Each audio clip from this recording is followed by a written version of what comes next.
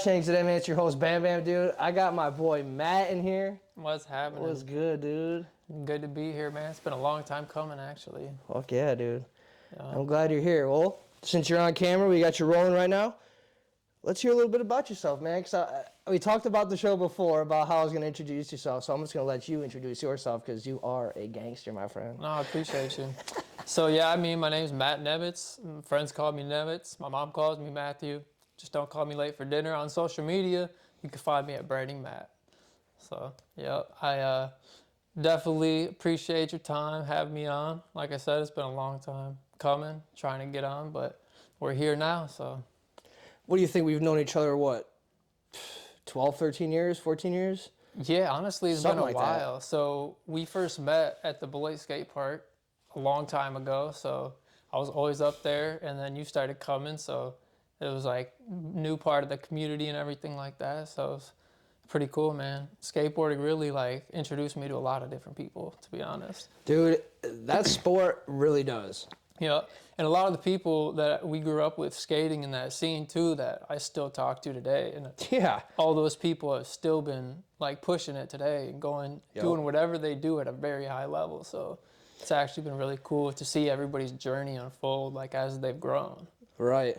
It's crazy. Skating, one thing about skateboarding, we'll touch base on this because I know there's a lot of people that skate that we know, and personally it's a good topic to bring up because who hasn't actually just jumped on a skateboard and just skated, for me, 10 years old, my dad's dad actually went to the pipe to pick me out of board instead of going to Walmart and getting them cheap ones. Like he actually invested his time into getting me something that I didn't even know that I was going to fall in love with. And the goal of it at the time was, I saw the Cody Petskys and the Tyler Rotzels and all these guys killing it at such a young age.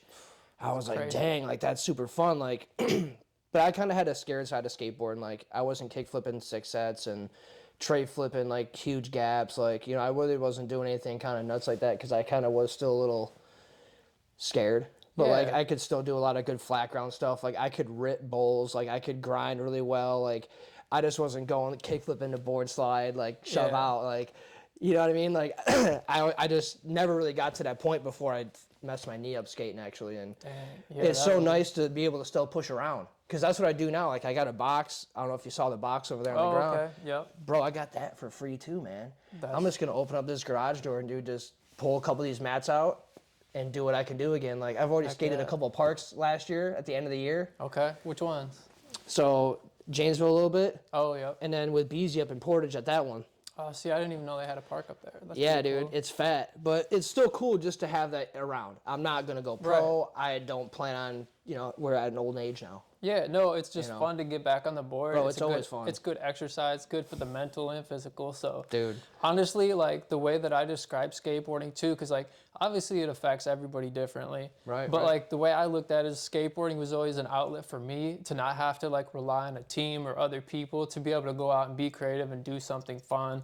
And it's a means of transportation to get me from one place to another a little quicker. Right. And honestly, like, so many people see skateboard as like troublemakers or outliers or things like that, and really it's like just about doing something fun with people that you enjoy being around. And like as I look back on skateboarding, I realize like how much it really did have an impact on my life because when you think about it, if your average person falls down on the skateboard, they'd be like, all right, I'm done, that's it. Yeah. Let's call it or do whatever else they want to do. But when it comes to skateboarding, if you really stay with it and stay consistent and you want to go far with it, you are going to have to be willing to fall down over and over and over again and then get right back up and try it again. Because on the other side of falling down all those times is that feeling like no other when you land something bolts, you ride away and you get it clean. And then the next part, you're just like, okay, now it's time to get this unlocked so that you could do it every single time. You could do it in competitions or whatever it is. So really, I look at skateboarding as something that pushed me and a lot of the other people that we grew up with. I think that has a lot to do with us, like overcoming adversity, looking challenges straight in the face and overcoming them. Like if you fall down, you get right back up, try it again. Most of the time when somebody says no to somebody, that's it, then they're done, So I just looked at it as a way to keep pushing, Not only that, but then you get to hang out with cool people You get to push each other. It's like good camaraderie, good community. So Yep. you need that. It's like a brotherhood of people. You can watch each other's backs, you know, look out for each other. And we still like talk to a lot of the same people that we did back in the day. So Right. it's cool to see, like I said, how far we've come. Yeah, the outlet for me too. It's like, you know, back when, you know, we were 10, I kind of always found myself different anyway. I just was interested in different stuff. Like at that point, I was still like doing sports because like my dad got us all, you know, I was baseball and football and shit like that too. And then I had skateboarding. But, you know, once I kind of hit middle school, I kind of took that seriously. And a lot of those people were, you know, doing drugs and smoking weed and, you know, drinking alcohol for the first time in 6th, 7th, 8th grade. That's what I did. Yeah. That's what I did. Like I'd be out till 9, 10 o'clock at night skating M&I, Chase Bank. Oh, yeah. All that the skateboard mecca downtown, Chase Bank, dude. Like Well, so the that's- best part. Yeah, and that was the Like- crazy thing in Beloit is there used to be a skate park there. There was the first original Telford Park, and so I grew up going there when my dad would play softball, and I would always be there skating, watching the other people there, trying to learn from them, and just really trying to stay out of trouble while he was doing what he was doing. So Right. that kept me going. But then once they tore it down and built the hockey rinks, it was like, well, we really didn't have any place to go besides, you know, out in the community. Oh, there was an actual park where the ice rink yeah, was? so I right didn't to make the my way down to Beloit much. Sorry, not to interrupt. Yeah, no, at that I really point, didn't yeah. know about that park until really when I met you, dude. yeah. I just so- never made my way down there. prior to that, years prior to Wow. that, there was a park behind it where they had those kind of mock hockey rinks outside. Okay. And then before that, yeah, they had the blue ramps, and you'd always go there and just watch all these people crush it. A lot of rollerbladers, bikers, and stuff, but it wasn't anything to the capacity of what BSP is now. Right. But it was there, and it was fun to kind of learn on. They had a half pipe. That was where I first learned to drop in and different things like that. definitely cut open my hands a few times. I still got scars from that part. But when they got rid of it, they put in the hockey rink a little bit later on. But in that little gap, all we had was the pavilion, skating downtown, and then you're just prone to getting tickets or trying to run from, you know, security or police anywhere you go. So it's like, what can I do to stay out of trouble? Meanwhile, this is getting us in trouble. So we needed a place to actually go where we could just be ourselves and have fun and learn to skate and enjoy it, but not having to worry about all these other outside factors. So Right. that was super cool to be able to then get the Beloit Park, because like I said, everybody could kind of come there, meet, skate, and I still think it's one of the best parks around this area. Oh yeah, hands down, dude. So- Hands down. There's so many different options at that place, dude. There's a little bit of everything. Yeah. Like I wish they would have done something like that when they did Beloit here in Janesville, dude. Yeah. They didn't listen. Were you a part of the skate committee at all for like them making it and getting opinions from like the skaters in I town? mean, we Like, went to Riverside and we were trying to get money to raise money for it. Yeah. So I was a part of that, walking around with all the guys trying to raise money for it. But I know there were a lot of people that did go out of their way and make that happen, which,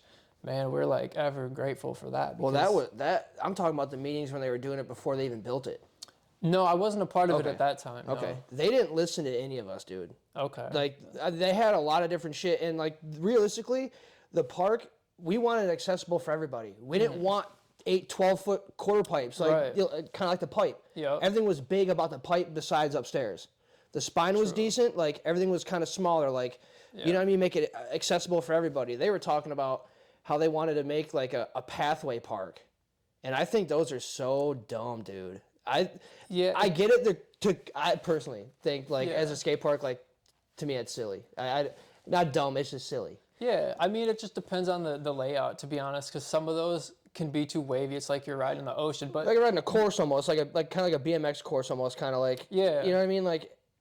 And I'm not that kind of skater, I guess. Like, see, but what do you think about like the DC Skate Plaza? So Rob Dyrdek went and architected that based off of like a lot of the most famous skate spots around the world, and then he put all those elements in one spot. And when they did the DC groundbreaking, that was to me like the Disney World of skate parks. yeah, I don't even honestly remember.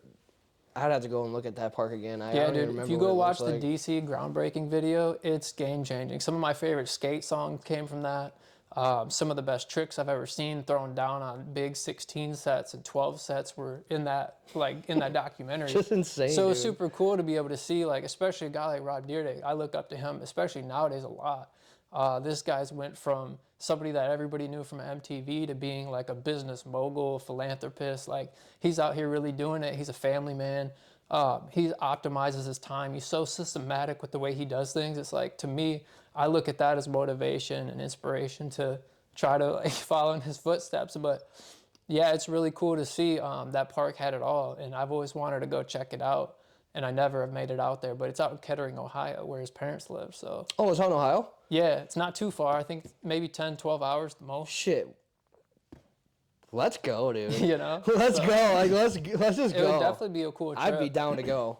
I'd be definitely down to go. Absolutely, no. I know Brett Bates, shout out to him. He went out there at one point, I believe, and Oh, I was always a little low key jealous, like, man, I want to go too. I'm jealous too. Shit. But yeah, it was a crazy time. Nigel Houston was just a little guy at the time. He was out there throwing down hammers on tricks and all those stairs, the biggest stairs. It's like this little tiny kid hitting the biggest handrails and everything. So I was looking at that like, man, that first groundbreaking session that they had was like next level. Have you been, after this we'll talk about something else. You're good. I love this topic. I'm passionate about it. Right. No, yeah, I am too. Have you ever been to a street league? No, I haven't. Dude, would so love to go. I went to one, you're about to? No, I said I would love to though. Dude, I really want to go to another one. I went down to one in Kansas City when I lived down there. Okay. And before we went, shout out to Chris Cole, dude, since we're talking about skating right now. We pull up to this park in Pleasant Valley, Missouri. It's like 15 minutes away from Liberty, which is about a half hour from my dad's house. And we went to this park. Now, let alone, it's like a giant bowl with shit in the middle of it. Okay. Like, they got like a big pyramid. They got a big taco. They got 2 slants to go, and then those 2 slants meet to go down to hit the taco. There's a spine. There's a whole bunch of shit. Jeez. It's all graffitied up, dude. It's huge. Like, it's by a baseball park, and then behind it's all this grass and trees and shit, dude. We camp out there and shit, bro. Like, we bring people, dude. There'd be like 50, 60 people out there every weekend, like camping, grilling, drinking. Oh, so just a whole community. All community, but I'm That's getting sidetracked. Anyways, before the day we went to SLS, we went to that park, and we were there for like a half hour. It was me and my buddy Ricky. Bro, Chris Cole and his boys showed the fuck up and started skating, and I was like, Dang. You got almost at that point just stop what you're doing and watch. I did. I didn't even skate no more. I sat on my board, dude, and just kind of rolled back and forth on the coping, dude, and just was watching him, and I'm like, dude, I really want to walk up to him and be like, are you fucking Chris Cole, dude? Because, like, I'm kind of tweaking right now. Like, I was 20, dude. Okay. This is fresh. It's like 2 years being down there. But it was the coolest shit, dude, because I knew it was him. Yeah. As soon as he rolled by, I knew it was him. I mean, you can't mistake. I mean, and like then he was, 6 foot something, right. dark hair. Yep, and you know, dude, I knew it. Head to toe what that fool looks like. No homo, but I know what that fool looks like. And then, he was there to compete in SLS. That's wild. And we saw him skate that night. Just trying to Cool get as warmed shit. up. Cool. Stay warmed up. Right, yeah. and it was a haggard park, dude. The coping was coming off some of the corners of the quarter pipes, dude. It was all rusted up. There was fucking glass. I mean, that's how you get good, though. It was gnarly. Yeah, it was gnarly, though. When you can street skate and skate in any elements, Right. those parks are just a breeze. Exactly. Well, I got so used to skating it because Yeah. it's shit, It was there every other day, Yeah. ripping it up. Heck yeah. No, that's what is cool about that. Like, it's so versatile. You can do so many different things with it. Street skates, street parks, just transportation going from A to B. When I was out in Long Beach, it was the best way to get around for me. If I needed to go to the gas station, just skate up the street. If I needed to get to my car, which sucked because I always had to drive like, I don't know, a couple blocks at least to park. So I'd always be skating back and forth. So definitely a good means, good energy, good workout, mental, physical, everything. So yeah, anytime I could step back on the board, I try to, especially not like pushing it how I used to, but definitely good for exercise and getting Right, out. and that's what we did, the Yeah. last couple of times. And once I found out BZ skated, he was like, bro, this actually might be really helpful Yeah. for me and you when we go out on shows and do shit out of state, because we can go skate before we go do our show and shit. Like, we could go warm up and, go do something positive instead of just sitting around just, either having a drink or just waiting to figure out what we're fucking doing. We could just pack our shit up and go rip for an hour or two, like, you know what I mean? And and that's the coolest thing is we're just doing it for the fun of it. That's the whole point of it. Is like, skateboarding. No, I love that. Right back to it. It's like, no matter, I wasn't going to be pro or nothing, didn't plan on being pro, but it was a part of my life that kept me out of trouble. Yep. I really didn't get in too much trouble with it. It did cost a little bit of money back then when we didn't really have much like that, Oh, yeah. And then I your remember shoes those would get days. fucked up. Your mom would be like, bro, I just got you them school shoes a month ago. Why are they all It's like, because I would rip through them, dude. Man, shout out to my mom. I went through so many pairs of shoes. Yeah. It was crazy. I couldn't even imagine nowadays my kids just ripping up that many pairs of shoes. Dude. And then a week later being like, I need some new shoes. I just got you a pair of shoes. It's like, I'm sorry. So I definitely went through a phase of like Shopko shoes where I would just go there, buy 2 or 3 of the same pairs, and then you just shoe glue them up, duct tape them up, whatever you could do to make them last. Cause, good old shoe goo. man, I did not want to put my mom through buying more shoes. But as a kid, yeah, I definitely went through them. Now I could go a few years before I buy a new pair and then just wear the same few pairs, you know. Exactly. But yeah, exactly. back then it was a whole different story. Yep. I was, because I mean, those shoes, I mean, they're still not cheap. No. Shit, the Niges, what? They're like $130, dude, for a pair of skate shoes now for them. And I'm like, dude, I'll go buy a pair of freaking high top Vans, dude, or even something like this, dude. I'll go skate in this shit. I don't care. See, I like those for comfort and walking around, but I can't skate in those because I have no support and I roll my ankles. Yeah, that's why I get them like higher top Vans that actually I have support with my ankle too, because I was actually born pigeon-toed, so like my feet are.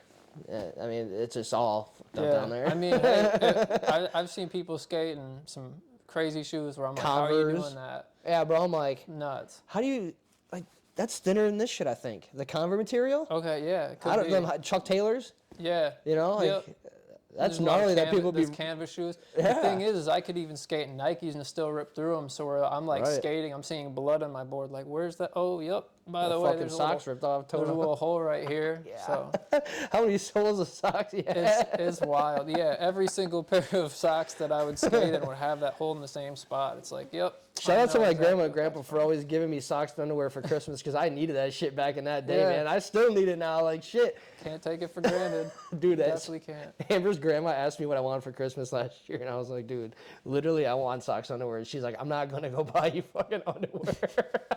What a request. All right. Okay, I get it. I mean, it's the essentials. Come on. Like, I mean, I'll take a pair of fucking socks, man. This year for Christmas, I asked for a ruler. My only request from Christmas. Shout out to my wife. She's amazing, beautiful, strong, independent, pushes me.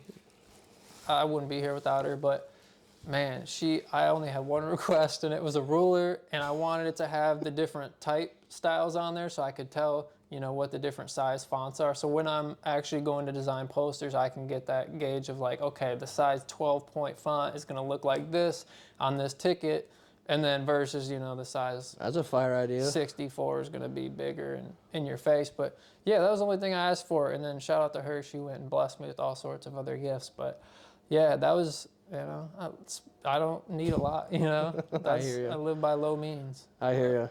But I got it and I use it, so we're all good. That's all that matters, dude. Exactly. Shit, just stuff like that is just super, it's just super helpful, dude. Like, I don't know, the black things that are on my fridge, that's actually for a paper towel mount for my toolbox. Yep. And since I don't use it for my toolbox, I usually have paper towel on there.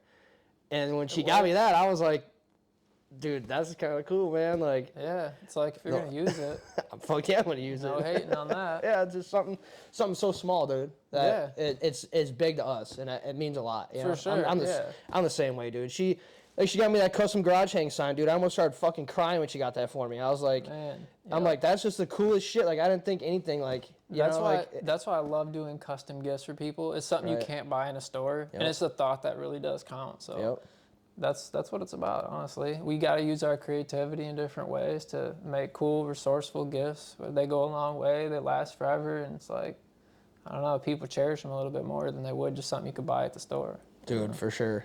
I'm that same way. Like, I'd rather make somebody something or find something for them really cool to use than just like going and buying them a hat or a t-shirt or something. Yeah, I try to do like every other year. Like some years I'm like, I don't feel like doing the whole Christmas shopping. I'm backed up on projects. I really don't have the time to like go creative, buy a bunch of stuff and like do that. But I definitely try every other year, every few years to make the time to do that because it goes a long way and it's super cool. You're going to make something for something that they've never had before or never probably would have had if you hadn't created it yourself. So yeah, it's the way to go. Us creators. Yeah. Look at us. Yep. Sometimes the cost isn't low doing that way either, but No. I mean, it's the memories and it's the timelessness of it, and it'll be around forever. So And also, you can't go feel really wrong. good doing shit like that too. You know, Yeah, absolutely. like the paint and pours I used to do. I'm gonna get back into them here soon. The big giant paints that I used to do. That Yeah. you know, paint and pours. Yep. I gave them away for a couple gifts, and I got a couple people that still Snapchatting to me like to this day, like, yo, I still got your paint hanging in my house, and it's like, So cool. you got a one of a kind, because that's never gonna be able to get created again, because how I laid that paint out and how it dried and the texture and the tiltedness of it is just completely custom. Like, you Yep. can never repeat that shit, dude. And it's just like really cool that people cherish that kind of shit, you know. It only took like 15 minutes to do. Yeah, some You know? of that stuff is just like, it goes a long way. You Yeah. never know. Like, especially the craziest thing to me is when you can design something or create something and somebody tattoos it on their body. I'm like, man, that's going to be there for life, you know? Yeah. But it's yeah. like, it happens. I've had people do pumpkin carvings, tattoos, like t-shirts, billboards, all sorts of crazy stuff. But like, man, when you put something on you permanently, it's like, that's the ultimate sign of respect. So anybody who's got a tattoo out there, shout out to you, because that's dedication right there. Yep. Timeless. It is. I actually got Caskey's album title on above my Okay. kneecaps. This isn't even my final form. Oh yeah, great album. Straight in the freaking purple lettering Yep. too, the color that he did it in. Yeah. Like, I've been so focused on trying to fill up my rest of my arms and shit and move down to my bottom of my legs and do my legs that I need to mention to my cousin, dude, about tattooing like the my custom tag that I got from you guys, tattooed it on me. Oh, for sure. And then I also really want to get a QR code too, the one that I have too, also with that, because that shit's a part of me, dude. Like, Yeah. I mean, ever since it started, Boppr's it's helped so much. I mean, even today when I told you about that story at the store, like, Yep. you know what I mean? Like, wild. it was just it's changed so much, dude. Changed a lot for me in my life, and I don't see why. I mean, I'm not gonna get a tattoo to my face or nothing, like, you know. But I mean, I'm gonna get it somewhere where it's easy, accessible for people to see and look and ask questions. Yep. Because it's a part of me, dude. I mean, it is. I mean, look at what it's done for me. Dude, I mean, it means a lot. Like, honestly, when we came together, shout out to my partners, Tim Champion and Jarek Hakeem, you know. yes, sir. We definitely, like, long-term friends, grew up together, went through it all together. We all had our separate kind of entities and things that we did. We'd all worked on projects before in different ways. And we finally found something where, like, you know, I was out doing videos a lot. So people would be, oh, you got a business card? I'm like, oh, let me go back to my, you know, case and grab it or whatever. By the time I end up going to talk to them or whatever, they're already gone or forgetting about it or whatever. And so that would happen. You know, Tim, he was big into the detailing, and he would always be talking to clients. People would be asking for cards and stuff like that, but it's so easy to lose it. It's so easy when you pull your phone out of your pocket, it just falls and you never see it again.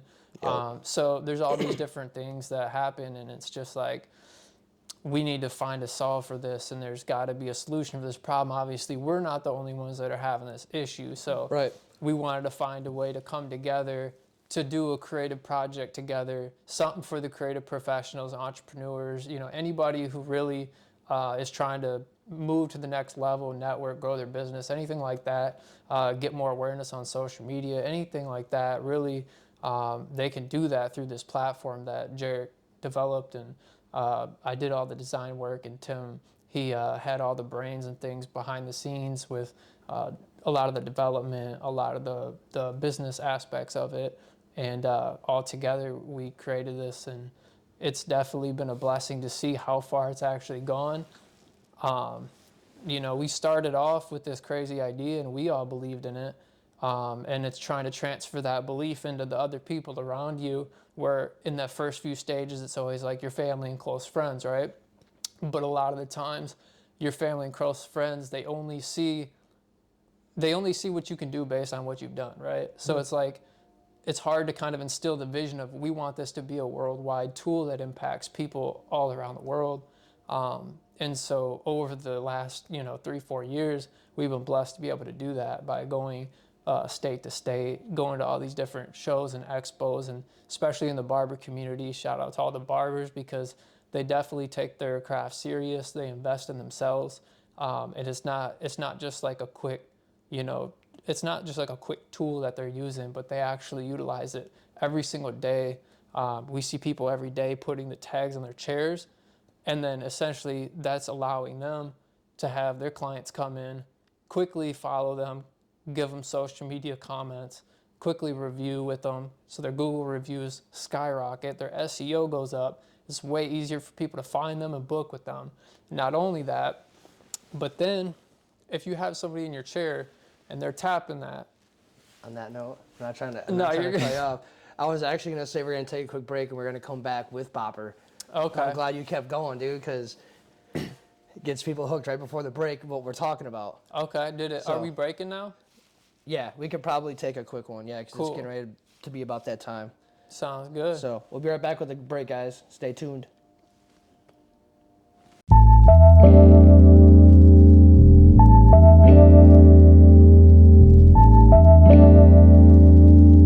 All right, everybody, welcome back from the break.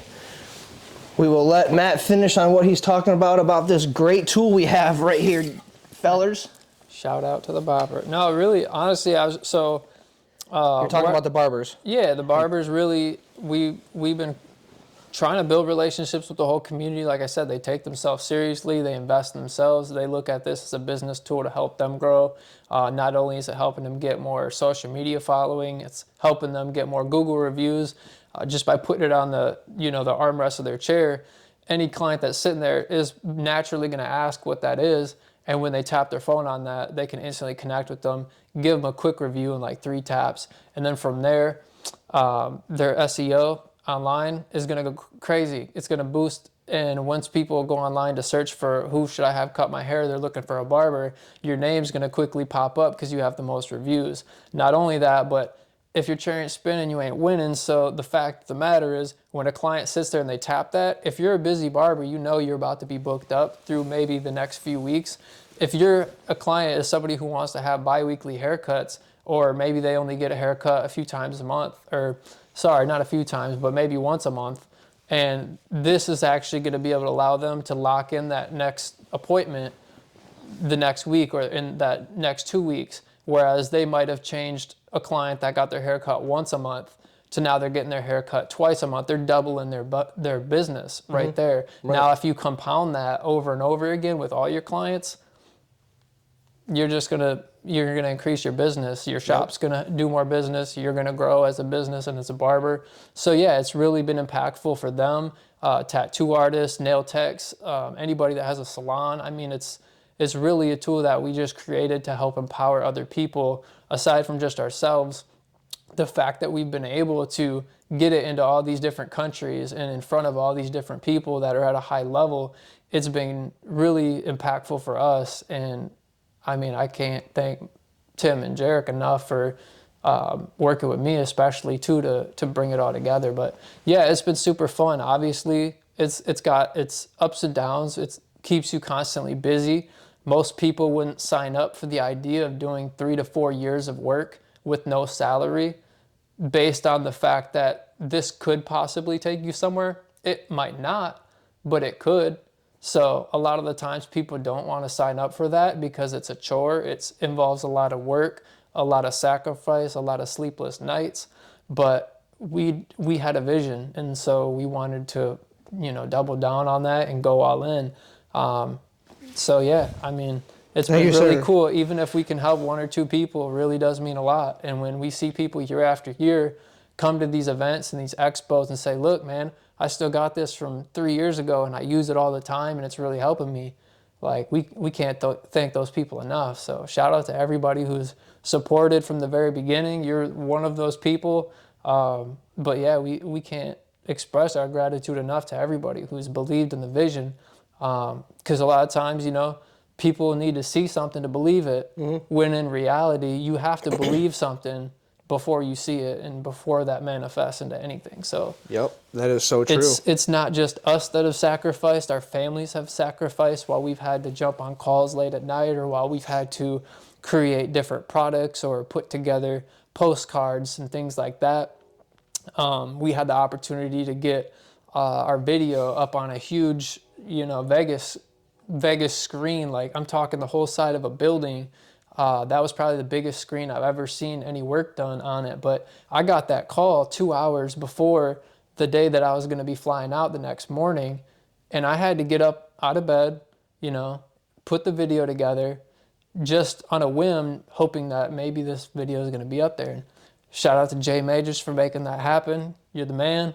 But yeah, we really, like I said, appreciate everybody who's been a part of it. So it's been game changing. Well, I'm definitely about it. I got my QR code on the side of my bike. Yep. I got a fanny pack with a keychain. I got my phone with a tag on it. I got a card in my wallet. There ain't no way you're not catching me with any of my shit on me. No, I mean, I would have the bracelet, but that, the button I told you about, it popped off. But I still had that floating around. But, dude, there's so many different ways that, My water bottle, man. You gotta stay hydrated. What are we doing, Yeah, and that's the thing, too. Anywhere I go, I got my water bottle. If I'm in the gym, if I'm just on the go, if I'm at the festival or something like that, I got my water bottle. Somebody could just tap my phone and connect with me on the spot. So. Yeah, so even if you don't have your phone, like in instances, like I said, with the keychain, with the stickers, the actual card, you can have that anywhere. You don't just have to have your phone with a tag on the back. And honestly, for the people that don't even want to get a product like that, you could download the app for free. Anybody can use it for free. Yeah. Take advantage of that. If you don't have a website, it's a perfect landing spot for all of your social media, contact, Venmo, Cash App, Snapchat, Instagram, anything like that. You could have it all in one spot. Yep. So you're going to be able to take advantage of that and share that link publicly just like it is a website. Mm-hmm. So yeah, anybody that is looking for an alternative to a website or is in the process of creating a website and doesn't have it yet, this is the way to go. You set that up. You share it with anybody, you start connecting leads from people, and then you can collect their information to be able to then send them emails if you want. Just reach out, see how people are doing, follow up. But yeah, it's a great way for people to connect, stay in the loop, grow their business, anything. Really, if you just want it for one simple thing, you can use it for one simple thing. If you want it to be a hub where you can have everything all in one spot, you could do that as well. So it's a really versatile tool that anybody could take advantage of. So. Yep. The greatest thing I like about it is like when I went by Chiefheimer. Yep. People going on Instagram and all that shit trying to type that in. A lot of the time it was always an issue, dude. Yeah. Like oh yeah, I followed you, and then you don't get that follow. This is a direct it's a connection. And you can literally direct them to that instantly through the direct feature. So whatever the first link is in the top left of your profile, you could drag it. It'll change live in real time on their screen.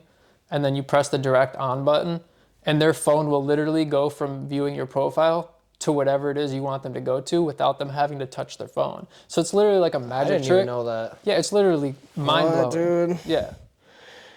I'm pulling my shit out right now. Yeah, so say you want to promote a video, right? Yeah. You just dropped the podcast and you have this podcast episode as a link. Right. You drag it to the very front, to the top left, you turn on the direct on button, and their phone will instantly go to that video. So that you're getting a view on your video without them having to do anything at all. Okay, I guess you might have to demonstrate this shit for me. Check it. You got your Bluetooth. You don't even need the Bluetooth. See, there's still things that I don't even know about it, and I try to know as much as possible.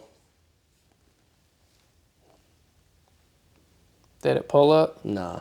You got your stuff on? There we go. Boom. All right, so check it out, right? Yeah. So you see my full profile? Yeah. All right, full profile right here. It's got everything. But in real time, I could switch focal views to the front.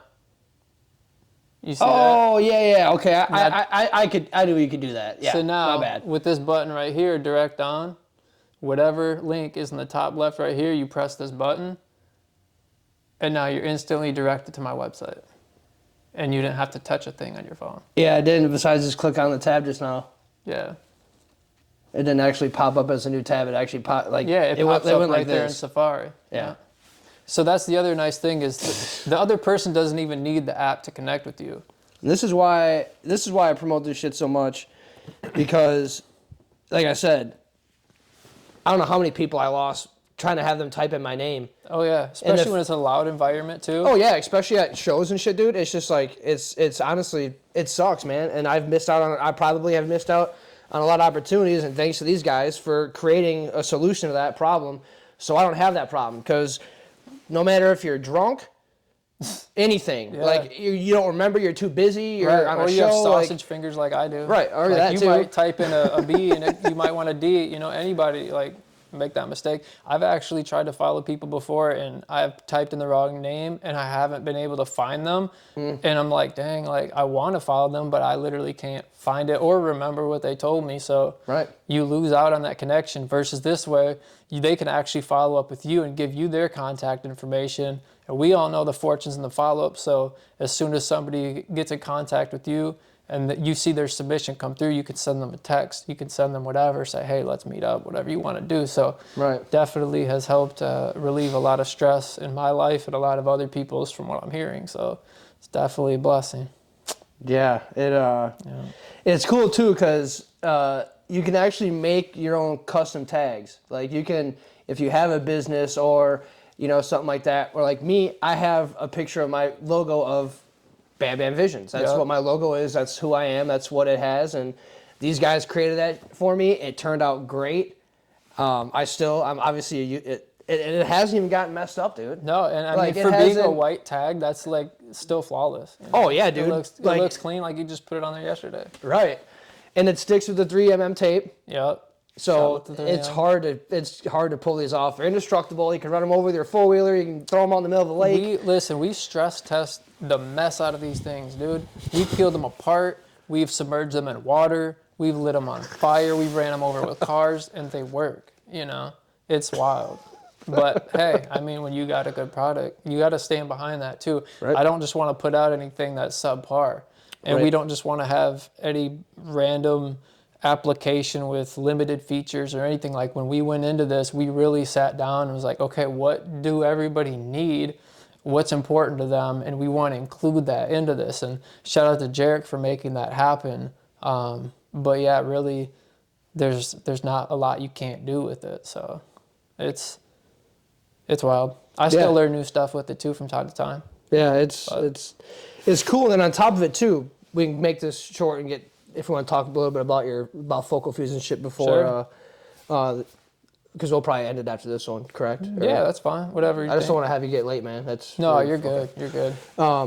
You can get the app for free, but what makes it better is that if you have a business, you can have a business part of that app, which costs a small fee. And I'm telling you, a very small fee. Listen, it's very affordable. Yeah, if you're a barber, it's one haircut for the entire year, and that's one payment, one tax write-off. So. It's everything's through the App Store, Boppr, right there, Boppr in the App Store, Google Play Store. And like I said, if you want to use it for free, you can do that. If you want to use it for business, to grow your business, a very small fee. I mean, people waste $30 on, you name it, you know, an entire year. Yeah. You invest that one time, and now you're talking about how much money you could bring in. So like I said, for the barbers, it's one haircut. Right. And that's the entire year. And then you might lock in 2 haircuts, you know, for that month and double your business anyways. You're going to get it paid off and then some. So we literally wanted to create a product that's going to put more money in other people's pockets than they're ever going to put in ours. Like that was our goal. We want to create something affordable. We want to create something useful and valuable and something that's going to create an impact that goes beyond just the 3 of us, you know? Right. So it's been cool to see everything unfold. And that's why I support you guys so much too, because you guys are personal friends. But it also makes it more personal that you're not supporting a corporation. For sure. Like, you know what I mean? Like all the other companies that are out there and shit. Like, you guys, there's nothing that compares to it. There could be 100 different companies out there, and it's not going to be the same because. And I will say one more thing too. No, you're good. If you ever have an issue, this dude picks up the goddamn phone and will help me get through what I need to get through right then and there. Their customer service is great. Listen, greatest. We get busy. Serious. We get busy, but it's important for us to be able to put out any fires that come up. So when they do come up, we literally want to be on top of it. And we do get a lot of people trolling, a lot of people, oh, there's this company. where are those companies? And do they have your best interest in mind? Or do they just want to make a profit because they're VC funded? And it's like, we're just three people that are creatives that wanted to come together to build something for not only us, but for everybody else. Yep. And it's been doing that. But on top of that, like you said, we're personable, we're people, we're humans. We pick up the phone, we will answer to people that have questions. Yep. If something happens with shipping, like one of us three is literally going to be answering you. Yep. If you order a product, you know, one of us is behind that, shipping it out to you. It's not, we don't have a huge team. We're very lean, but we do a lot with what we have. We're very multifaceted and resourceful. So that's one of the main things that has gotten us to the point that we are. And I look at our company like any other company. You got Nike, right? Adidas, Reebok, Chuck Taylor. You got all these different brands out there, right? But you still need one that you're going to invest yourself in. You're going to always support the company that believes what you believe, right? Right. So that's who we want to be. And we want to be that for, like I said, the entrepreneurs, creatives, and movers and shakers of the world. So Right. yeah. Yeah. And that actually, and I'm not gonna talk too much about this because ain't no one know about this shit yet. But you know what we got cooking pretty much, and what you just said just really hit with me. Yeah. Just really hit with me on that because that is the truth, man. Like what we got going on for the future. Yeah. That shit's gonna change a lot, dude. Yeah. A lot. Like, I know you believe in it just as much as I do, because when I first started it, and then what you did with it, like I said, bro, I almost started crying, dog. Yeah, I don't. I started crying because of what you do, homie. Man, like, for I real. appreciate you. No, I don't honestly invest. I got a family. You know, I have so many other things that are important to me that I need to prioritize. So unless I truly believe in something, I just can't physically make the time for it anymore. Right. So I just have to, you know, be on top of it as somebody who runs their own business and multiple businesses of that. And as somebody who is trying to bring as much value as I can to a lot of other creative professionals out there, industry leaders and people who are really making things happen. I need to always make sure I'm on top of things. So, yeah, it's definitely, you know, sacrifice is a huge thing. Oh, yeah. It's not just me, it's my family. Yep. But it's all for the back end. It's all for the greater good of what is to come. Following the dream, dude. A Yeah. lot of that's dead nowadays. I mean, it's like you said earlier about skateboarding. If you fall one time, what's going to make you get back up and try that kickflip again? What's going to make you get back up and do it?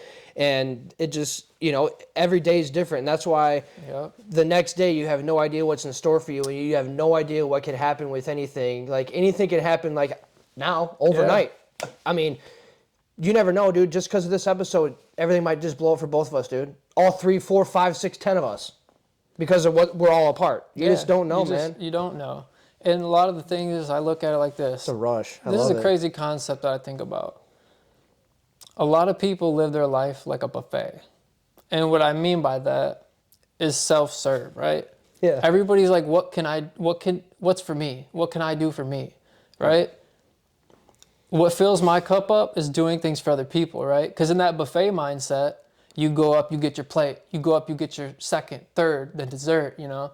It's all about what you're doing for you, but the way that I try to move throughout life is to create an impact for other people. Like, I want to be of service to other people and help them grow in the best way that I can, in the way that I'm passionate about and things that the world needs. Right. And when I combine those, I'm like, okay, creativity, making things, using my mind to, you know, put out great work into the world, like craftsmanship. I don't just throw things together and spit it out like, here you go. No. There's a lot of time, thought, strategy, energy, sleepless nights, early mornings that go into making things possible. Mm-hmm. And if you're not willing to put in that work, then a lot of the times it just won't happen. Nope. So I just try to do as much as I can, like I said, to help other people, because that's what fulfills me. Same. Like, this is my full-time this is my full-time job. This is what I do. I can't even call it a job, because it's like, this is just my journey, you know? Yeah, I mean, my biggest goal with following through with that is I've always just wanted to go on a tour, bro. Yeah. I mean, I don't care if it's orchestra, I don't care if it's country singer, hip hop, death metal, anything.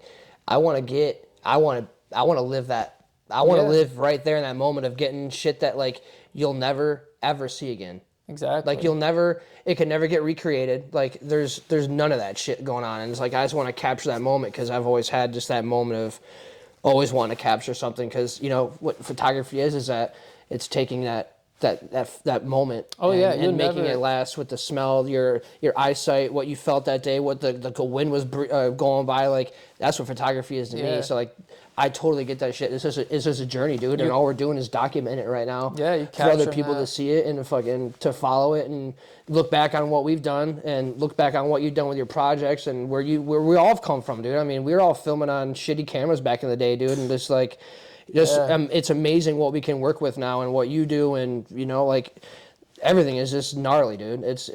It's crazy, and I love that journey, dude. I would never trade it for nothing. I never want to go be like a bricklayer or a mechanic. That shit just don't interest me, bro. Like I can make $300,000 a year, sure, cool. Yeah. But you know what? At the end of the day, I ain't gonna be happy because this is fun. This doesn't renovate me any money right now.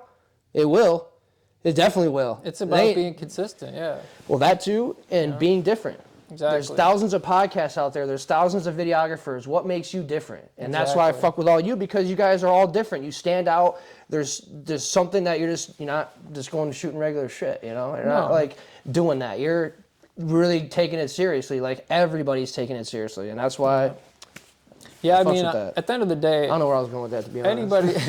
Anybody can pick up a camera and have fun with it. That's what I'm saying, too. That's the fun part about it. But like when you really invest the time and energy, like I've obviously spent way more than 10,000 hours when it comes to the design world. But then learning video, that was a whole nother skill. Yeah. I obviously, I grew up doing skate videos. I had the Sony, like the hi-fi cams, and recording on those high 8 tapes and stuff and transferring those into the computer and doing the edits. Like that's how I grew up.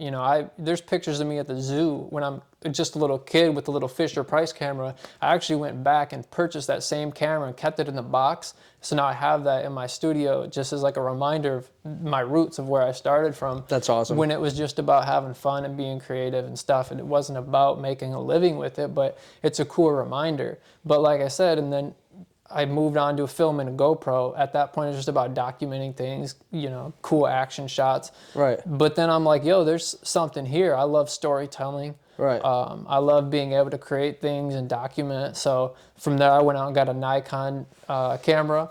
It wasn't the greatest, but it was allowing me to do, 1080, slow motion, things like that. I had no idea how to use it when I first started, but it was so intriguing to me that I literally spent an entire, summer and then 5 years after that doing nothing but learning. And I'm talking like learning how to hook up electrical stuff for shoots, learning how to use bounce boards and how lighting works, using cinematography and how storytelling should work, how edits should be, the rules of thirds, different focal points. Like I really took it to a whole nother level and I wasn't doing that for me, but it was for the people that I was working with. Shout out to a lot of those people. They trusted in me to help them express themselves creatively. Right. So for me, I use that as a tool, and it was a vehicle for me to be able to go experience new things, see different parts of the world, to be able to learn, to get behind the scenes access. So it's really like, it is a vehicle to take you to a lot of different places when you use it in the right way. So that was and still is a really cool way to express and to tell stories and to connect with people. So I will always do it. Maybe not at the level that I did at one point, but who knows, Yeah. But yeah, it's definitely fun, dude. And being an artist in any way, shape, or form is just a lifestyle. It's just, it's like being like in I don't want to say like a biker gang, necessarily a gang, but like, like a part of an association like that, there's, like anything like that, you just don't know until you actually do it and take it to where you want to do it, because these pathways are reachable for people to go and achieve living on a salary of what you want to do. It's a possible thing nowadays. Like It is. it really wasn't like 15 years ago, like when we kind of first were starting, like when I first was starting, it really wasn't, I didn't think I could actually like, I wasn't thinking that more or less. I was just out like shooting the gnarliest shit. But this is what I was going to say, because you brought up the rule of thirds. There was a day on my Pinterest, bro, that I went and typed in like a photography challenge type shit. And I did this like 8 years ago, I think, right before I met Amber. Okay. And every single day was something different. Every single day, it didn't matter if it was carpet or the sky or rule of thirds, upside down photo, texture. Like, and it actually made you really go outside the box and shit. And when I've been shooting since I was 16, like, finding out about this challenge, I didn't know what the rule of thirds was. I'm like, what the hell is that? Like, and was using it the whole time on my camera. It was just like, I didn't know what the terminology was for it. So when I looked it up, I'm like, okay. No, like, for sure. all right, I've been doing that for 5-6 years now. Like, I know this. All right, cool. But then you understood like the technical aspect behind that. Exactly. For sure. No, that's what's cool. And like, it's really intriguing for us as people who are creative professionals, the fact that we found something that we feel like we have a purpose early on in life, because so many people go through life and they don't find an outlet to express themselves in a positive way or to help other people with that. So it's cool to be able to do that in the sense where, all right, so for example, you've seen Billy Madison, obviously, right? Yeah. Okay. The part where he's talking about the puppy that lost its way, so many people feel lost. So whatever it is, if it's photography or videography or woodworking or whatever it is, like, you just gotta go out there and you find that fucking dog. Like, and also too, sometimes it was a sense of direction too. Yeah, it's really a sense of direction, because back when we were younger, man, there was just a lot of people telling, anyone that you just can't. That's how it was. Like, you know what I mean? That's like generational curses getting dropped down. It's like, my mom's mom and my mom's mom worked here, and then they did this, and then they did that, and then I worked in a plant too, and then I did this, and man, I just look at it like, nah, like. For some reason, that just doesn't resonate and agree with me. It just doesn't, going in and making money for somebody else. For sure. You know what I mean? Like that. And that's why I say strive to go do and be better every day, because even if you just want to do something small, like, bro, you just never know what you can get out of something. Like, you just never know if you pick up a camera, or like you pick up a computer or a tablet, or pick up a program you've never done before, read a book you haven't done, or rode a bike in a while, something. Man, to actually just go out and just go do it. Like, you don't have to generally make money on it and do that. No. But like, I would love to, man. Like, I'd love to sit here and make freaking $4,000 a month doing this. You know how fucking cool it'd be? Like, I'd be taking that money and bringing guests in, dude, that are getting paid to be on here. Bigger guests, bigger people, better, awesome. Just, that's a vibe that I want, dude. I want to make money on this shit someday. Everybody else is. Why can't I? I mean, you can. That's the beauty of it. You just got to keep reinvesting into your own craft. And the biggest thing I could say to advocate for is, like, invest in yourself. You got to be the person that believes in you before anybody else does. Yep. And it's like, a lot of the times you feel limited. You have the limited beliefs of, I don't know if I could do this, or how am I going to make ends meet. Like, when you really want it, you find a way to make that shit happen. You got to go out there and put in the work. You got to put in the sacrifice. You can't just sit around and play Call of Duty every night and wonder why your dreams aren't going to work for you. Right. But if you start making the sacrifices that it takes to get out there, and you start making the changes in your own life, taking all the things that don't serve you anymore and removing them from your life and replacing them with the things that do help you and serve you, and then help you provide for other people. That's what it's about, because without that, you just feel stuck. And I've been there so many times where it's like, I don't know what to do, or maybe this isn't going to work out, but you got to wake up the next day and just try to be 1% better every day, and just do the little things that you can be in control of.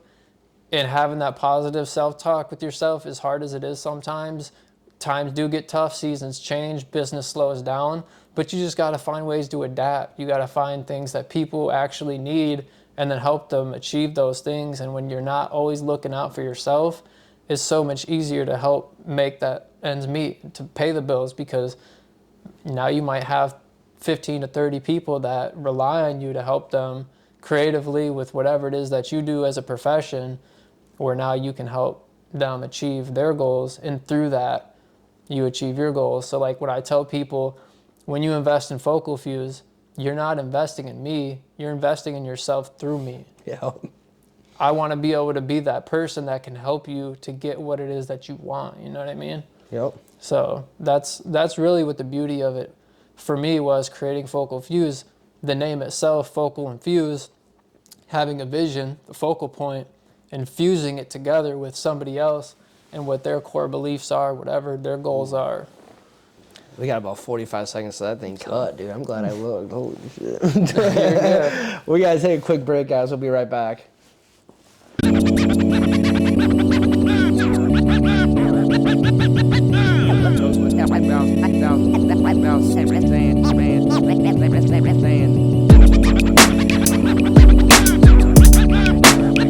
All right, guys, we are back from the break. Yes, sir. We will dabble back into Focal Fuse. Yeah, because I man. think that's what we were. Yeah, ended I off was on just talking about, yeah. expressing the name, what it meant, you know, when I first kind of started off, 2019, so 6 years in right now. Really, it all began with trying to help people stand out, do what they can to grow their businesses or get their name out there, to be different, to have something ownable, trademarkable, something that they can't just go to Canva, type something in and use the same thing that everybody else is using and try to say that it's theirs, you know. Really, it's about craftsmanship, creativity, strategy, understanding like who your tribe is, who your people are first, and creating something that's gonna speak the same language. Like so many times I hear from people like, oh, my wife's dog's favorite color is blue, so like I want my logo to be blue. And I'm like, well, who's your audience? Like who's your customer? Who are you actually gonna be selling this to? Because we need to make it appeal to them. You know, is it men? Is it women? What is this about? So really, it's about all this strategy, and the more questions that I ask, and the better questions that I ask, gives me a better understanding going into a project, where it makes it easier for me to then do it right the first time, but also more effective for the customer at the end. So they're actually going to see the business results from it. It's not just like I'm making this because it looks cool. So like that's kind of the differentiation for me between art and design. With art, you can create something worry-free. There's nobody else you need to make it for besides yourself. It's about self-expression. Yep.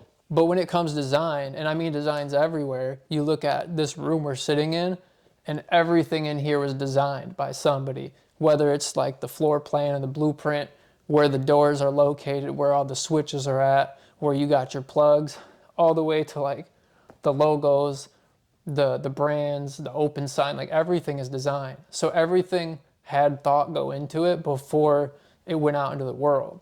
And so that's one of the things that I really tap into, that I try to do different than a lot of other designers that I've seen that create things for them because they think it looks cool personally, but they might get a little butthurt when their client thinks otherwise. So Yeah. it's really about understanding and speaking different languages to really be able to create something more effective. So that's what the whole goal with Focal Fuse was about, was creating something that the combined focuses of two people can come together to create something, you know, spitball ideas back and forth to really be able to create the most effective end product. So whether that be through graphics and logos, packaging, branding, illustrations, merchandise, like you name it, I've done it over the past, ever since I was a kid, honestly, going back to like video creation and all that. But, I've probably wrapped hundreds of vehicles as well. So like I've had my hands in just about every part of the design world, from the print side, the digital side, the physical side, of like doing the actual installations and things, getting certified for that as well.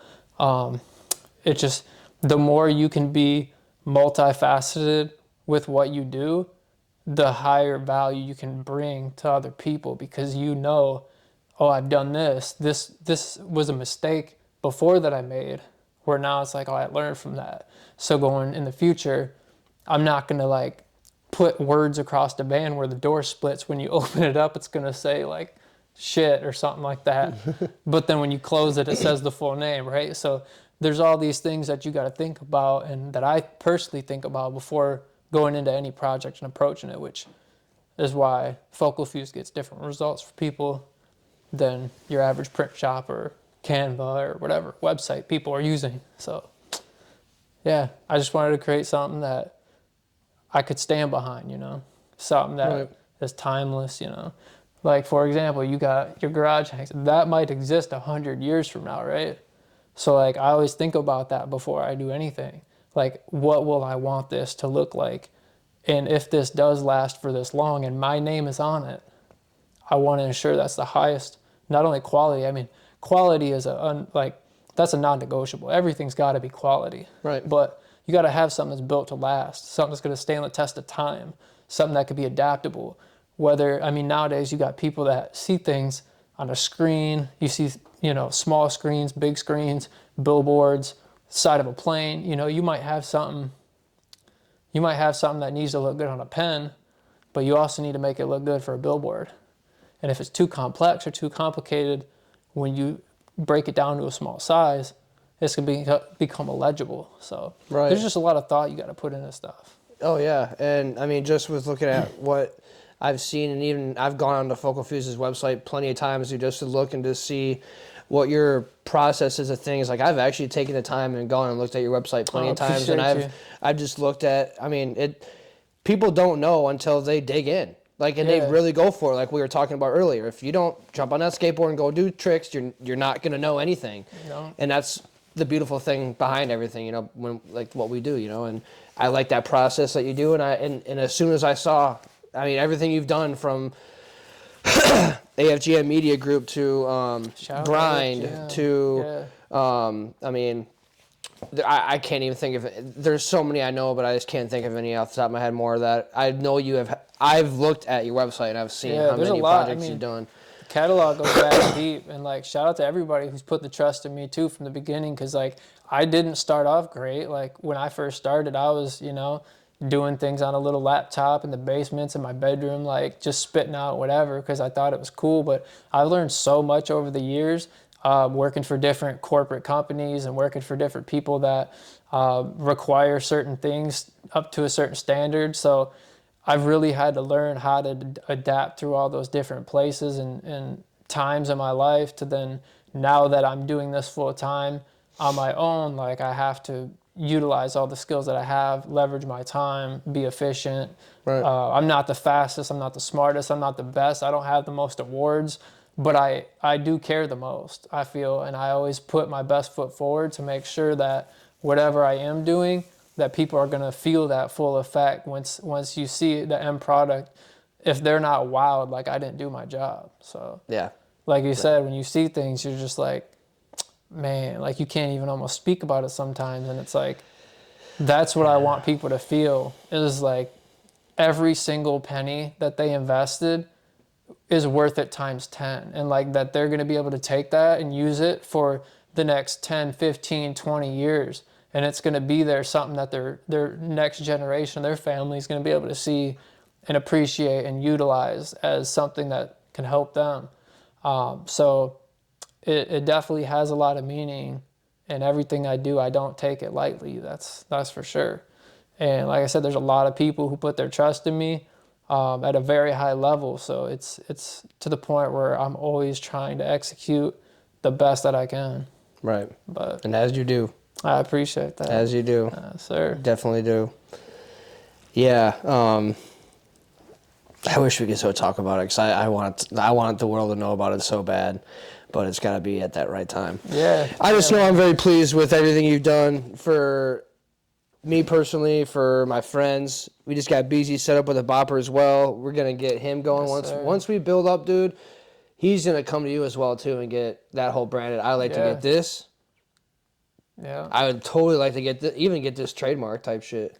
That's the like that's you know, that's the thing. Like, you know, I want to do all that. You know? Dude. Nowadays, ownership is everything. There's so many horror stories out there.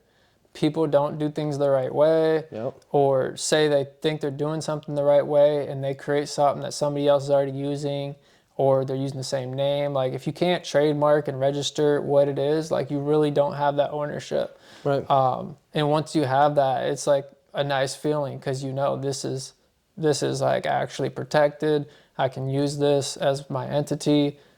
This is how people are going to remember me and stand out. Like, all that stuff plays a big role in it. And these days it's so hard to just go online and find something that isn't already created that people haven't already done. I mean, so many ideas aren't original, so you have to go in and find a way to make things original and trademarkable. So when you could do that, it's definitely putting you in a position of power, and it's creating that equity that is going to pretty much build you up from that point forward. Like, equity is everything, especially like on the back end. You got to be able to have that to rely on, because if not, you're just going to be another commodity out there. And commodities are easy to forget. Like, honestly, everybody has a brand, whether they know it or not, because a brand is literally a story that people tell themselves, and it's a gut feeling people have about your product or service or offer, whatever it is that you do. So you can show up unintentionally every single day the way you currently do, not you, but anybody. Yeah. And that's your brand, right? Right. You could be lazy, you could be motivated. There's all these unspoken things that you say without really having to say. But when you're intentional about what you do, and you're strategic with how you do things, that becomes what you're known for. So branding is literally creating that story that you want to tell, or you want people to remember you by, and then aligning that with your tribe of people. So that's really what I try to double down on, and I think about that every time I do anything, really. Right. It's crazy. Monitor just died. But it's still rolling, Shout out so. to the monitor. We got roughly about 12 minutes, so we got a few more minutes. For sure. I don't want to freaking delete this last clip No, because I you're cut good. off, which is You're good. lame. But yeah, Yes, sir. you need to listen to this guy. You need to follow him on YouTube, Branding Matt. That's what your is that your page? Your page is actual Branding Matt, right? Yeah, Instagram is like the main platform I'm on. If I'm on Facebook, it's like a real quick. I don't go through and scroll like that. If I get a notification, I'll check it quick. Sometimes I miss them. But yeah, Instagram, I'm typically on that. I'm the most active on that. It's a visual platform, so that's right up my alley.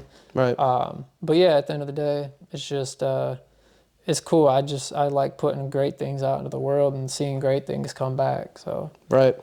Yeah, that's the same thing too for me, man. It's I help as much as I possibly can in ways that I can, and that's more physical, being there for somebody kind of thing. yeah, I'm that guy. I'm that person. super important. I'm just being me, man. And That's all you can do. you know, it took me quite some time to figure out who that was, and I'm glad that you know, this photography and art and everything creative I do has kind of molded me into who I am and what I will be eventually. Yeah. You know, and it's you know, I mean, you just break down the barriers to literally reinvent. You can reinvent yourself at any time, and it's not about you switched up or you changed, but you're doing something better for the greater good of your future or whatever it is. You know, there's this super crazy quote that I can't get out of my head.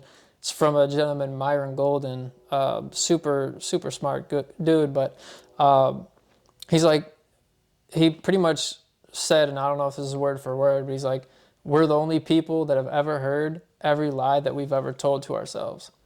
So like most of the time we have all these thoughts, but we tell ourselves these lies, or we can or we can't do this. But yeah, constantly, yeah. We're the only people who really have heard all that stuff. So we just gotta ignore that or create a new narrative in our head. Right. Break those barriers down, become the 2.0 version of yourself. Like there's literally nothing you can't do when you put your mind to it. You just gotta really believe like before everybody else does. And when you can do that, like you're gonna be an unstoppable force. Yep. You know, to the capacity that you can be. But I mean, I believe everybody can do that. So. I definitely agree with you on that. And there's ways called of redirecting. Like, we on average think about 60,000 thoughts a day, and it's really hard to monitor that. You know what I mean? It's crazy. You start replacing those other bad ones, like, you know, and here we go with the law of attraction, what you think is what you get. Yep. If you're constantly don't have a driver's license, you're constantly thinking about getting pulled over. You're going to get pulled over eventually. It doesn't matter if it's going to happen 10 minutes after you left Pizza Hut, or it's going to matter one day when you leave from work. It's going to happen because the more you think of something, negative, good, or bad, it comes. It doesn't matter. Like, it does not matter. It does not matter. And if you can redirect your brain into thinking something else, like even if you look at something, like, you know, for me, if I was like upset right now or something, I'd look at my skateboard and be like, you know what, man, like, man, and turn that thought Yeah. around, because now that thought's in the past and you're here in the present, Yep. and you changed because you wanted to. You get and what you think about, right, for and, real. Right, and it's not like, and don't stress this enough, people. I tell the show, I like saying this shit. I like expressing this kind of thing. It can always be worse than what it is. For sure. And in that given moment, oh fuck, I just lost. Like it, if you take the negatives from everything, you're gonna have negative results. Oh yeah, yeah. With any situation, Yep, you could anything. always learn something from it. Right. You could always, I mean, you don't want to compare yourself obviously to other people. That's how that imposter syndrome is created. That's how people feel down on themselves. Like, it's cool to look at other people and to be motivated by it, and to find people who are at a place where you want to be and reverse engineer how they got there. And you can really break it down step by step of what did it actually take for people to get to this position. But yeah, I mean, when you really apply yourself and think about things and replace the bad things with good habits, like, there's no stopping what you really can achieve. And I've seen that happen with plenty of people, with the good and the bad. Yep. But I mean, life's a journey. Everybody has, mistakes and hiccups and downfalls, and goes through depression and everything like that. And that's just part of life. But at the end of the day, you just got to keep pushing through that and realize, like, that's not the end all be all. Right. I don't know. You got to have that belief, like, there's something out there that you have a calling for, a purpose for. Like, Yep.